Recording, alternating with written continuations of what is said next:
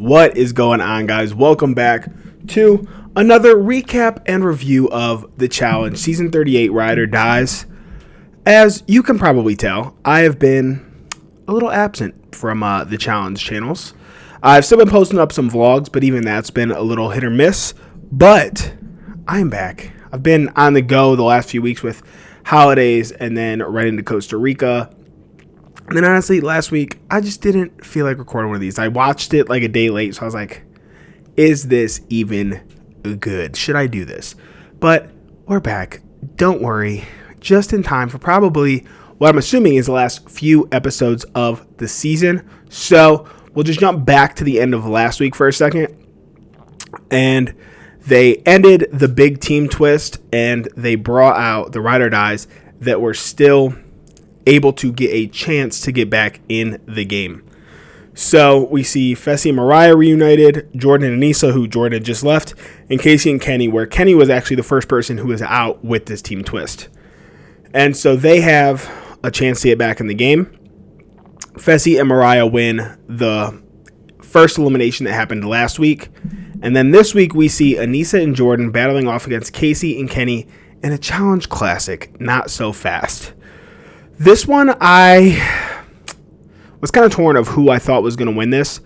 Obviously, Casey and Kenny, I think someone on the cast said it yesterday, they're more similar in size. So they had a little bit more of an advantage than Jordan and Anissa here. But Jordan and Anissa have the experience. Anissa's done this before. I don't think Jordan's ever done this one, but Jordan is one of the more strategic players in the challenge. So it's no surprise that he was going to do well here. Right away, it seems like Casey and Kenny are struggling to communicate, which kind of surprised me. It was also very exciting for me to kind of see Casey in the setting. We've never seen Casey in an elimination, really. Like, she's made it to every final that she's been on, and even I really can't even think of an elimination she's been in. I'm sure she has at some point because there was the gold skull thing, but I'm pretty sure that she was like up against someone who it wasn't even that challenging necessarily. Like, it was a pretty easy run for her to get through.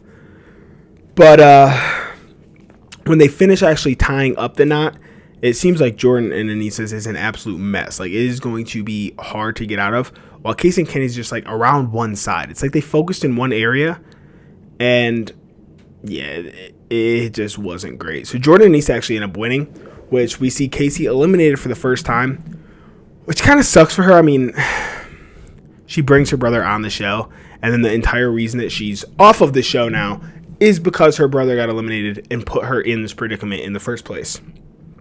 But the name of the game, baby, that's how it goes. So Tori says she's back on this roller coaster, and unfortunately, so are we. I'm really hoping that this is not back to the Tori and Jordan show. I'm over it. Jordan's over it, and Tori seems to be the only one who even cares about it at this point. Casey tells Nany to finish strong, and Banana seems kind of worried that her head might not be in the right place, but he also tries to soften this blow by saying, whatever you were putting on Casey, I know you were putting a lot on her in here, that you can put that on my shoulders now. And she says that she's not checked out, she's still here to compete, and really that's all you really want to hear as a partner. There's been so many times in the challenge where people just check out, and then you're kind of left like, okay, if it's an individual game, whatever, people leave. But when you're tied to someone else and you check out, it's really not fair, especially this far in the game. There's 6 teams left. Like, yeah, it's not good. So as they're waiting for the daily, a bus comes rolling up, scraping the walls. And of course, TJ steps out. Today's daily is called Runaway Ride. Basically, in the bus is over 100 balls. They all have like these different colors of tape on them. And each pair goes into this bus separately. It's going to basically speed around this track, avoiding barricades, cars, all kinds of things, throwing you all over the place. And you have to look out the window of the bus, see the order that these balls need to be in, and then put them in. Once you have them all correct, you pull this lever, it stops the bus. The team who gets the most correct in the fastest time is going to win the daily. Amber and Chauncey start us off, and immediately she's thrown around. Chauncey ends up throwing up partway through.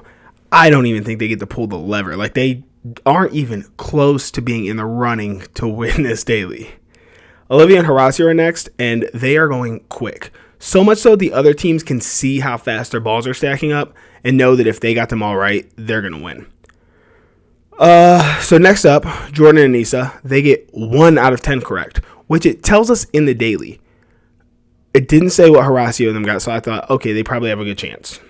Fessy and Mariah go 8 out of 10.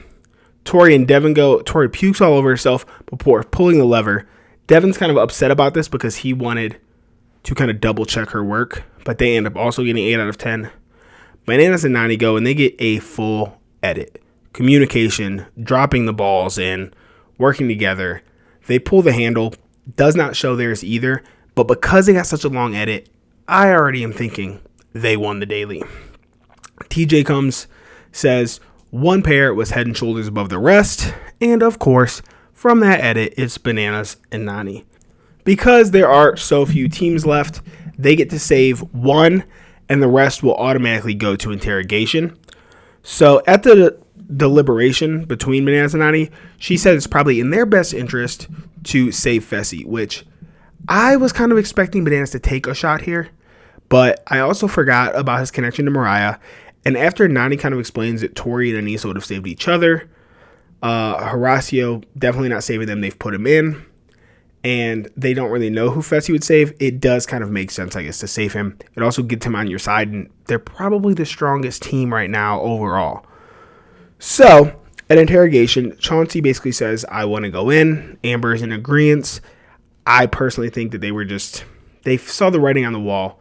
They knew that they were probably going to be thrown in regardless. So, rather than kind of go through this whole ordeal of convincing them not to put them in, they'll just say, I'll go in anyways. They know in the draw, they probably don't have a good shot of being saved, so it just makes more sense. Bananas and Nani don't trust this either. As soon as Tori and Devin come in, they tell them what happened. Devin says it's her Hail Mary, that she just kind of wants to look like the savior, and that she's doing this for other people, not for herself. Jordan and Anissa also think it's weird that they dominated themselves, and they like their odds in the draw. Obviously, Tori would save them. They would save Tori. So really the only one they have to worry about pulling is Olivia and Horacio. Olivia and Horacio know that even if Amber and Chauncey do get their wish and they get to go in, the odds are not in their favor. Just like I said, Tori and Anissa would choose each other, which leaves them to go in. And that's 2/3 chance that the other ones are going to pull it. So it is what it is. We basically get a montage of people talking about either previous losses, how they're hungry for a win, or just like overall gratefulness for their partners. So we're going to skip that and get straight to the elimination. They do end up honoring Amber and Chauncey's wishes. They are direct vote, and it comes down to the draw. At it, Anissa goes up, pulls a blank dagger. Olivia and Horacio are next, and they do the unthinkable, and they pull the safe. I was actually super excited about this. I think that they've proven themselves enough here. I don't think there's anything else that they need to do. Horacio's got 5 wins under his belt already.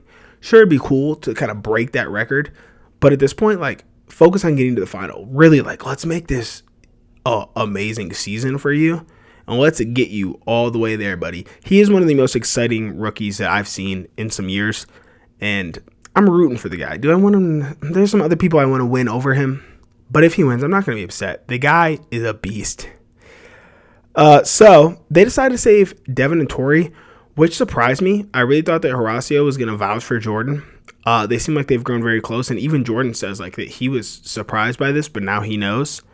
So Jordan and Ace are competing once again, this time against Amber and Chauncey in Rumble Tumble. So you are tied back to back with your opponent, and you have to go knock over these stacks. There's 6 stacks around. The first one to knock over 3 will win. So it's the best 2 out of 3. The girls go first, and Anissa just manhandling Amber. Amber's trying her damnedest, but Anissa goes up, knocks over 3 stacks, with Amber getting absolutely 0. Now the guys are up, and I'm immediately nervous here. Jordan, I don't know if I've ever said this, Jordan is probably my favorite challenger. I think he's the GOAT. The dude overcomes all types of odds, and he's just an absolute beast in everything he does. He always finds a way to kind of maneuver his way out of things. So I'm kind of nervous because Chauncey looks bigger than him. They even say, I think, that he has about 30 pounds on Jordan. So I'm like, we just saw how that went with the whole Amber and Issa thing. But, you know, if there's one thing that Jordan's got, it is strategy. And so he says that he can see Chauncey, like, ready to sprint. Jordan's just chilling. He says, I'm going to let him go forward, and I'm going to go to the side, and it's going to yank him off. This is just a veteran move, honestly. And so he does it, and he gets to his stack first. And now, rather than take off running and have to pull and it just be all about weight, he, once again, strategically lets Chauncey get to his stack and knock it over because he knows that now he's 3/4 of the way to his next stack. So by letting Chauncey get that one, he kind of literally lets him take him there so that by the time he's there, he can move his energy and take Chauncey the other direction. He gets a second, so it's 2-1. He's planning on doing the exact same thing again, which makes me freaking nervous. He lets Chauncey get that second one, so now it's tied up 2-2. The next person to knock this stack wins, and we don't know if it's going to be guys or girls next. And I really want Jordan to come back. I don't think Anissa's going to do great in the final, but damn it, do I want to see it. So now it's a standoff. Jordan is fighting for it. He kind of goes like he's crawling there. Chauncey basically sprints and yanks him away. And they're probably like 50-50 now, right in between where these stacks are. And Jordan just finds this extra gear, picks up Chauncey's leg, and just powers him all the way to his third stack, knocks it over. Jordan and Issa, clean sweep. They get the win. Amber and Chauncey are gone. Now there are 5 teams left. And like TJ said, the final could happen at any moment. But that moment is not now. I was really hoping that moment wasn't now. I want to see one more. I want 4 teams to go. I don't want 5 teams to go. I think 4 is a good number. And even if you eliminate one in the final, which they've been very keen on doing the last few years, you still got 3 teams. I think it's going to be an exciting final. The teams that are left are very good, pretty well-rounded teams.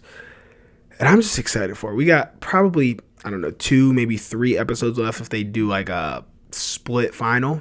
But I'm excited. Let me know what you guys thought of the elimination. Let me know who you are rooting for this season. I mean, there's been a lot that's changed. A lot of people have kind of changed their perceptions of like how they're viewed. I think Fessie's actually came a long way this season.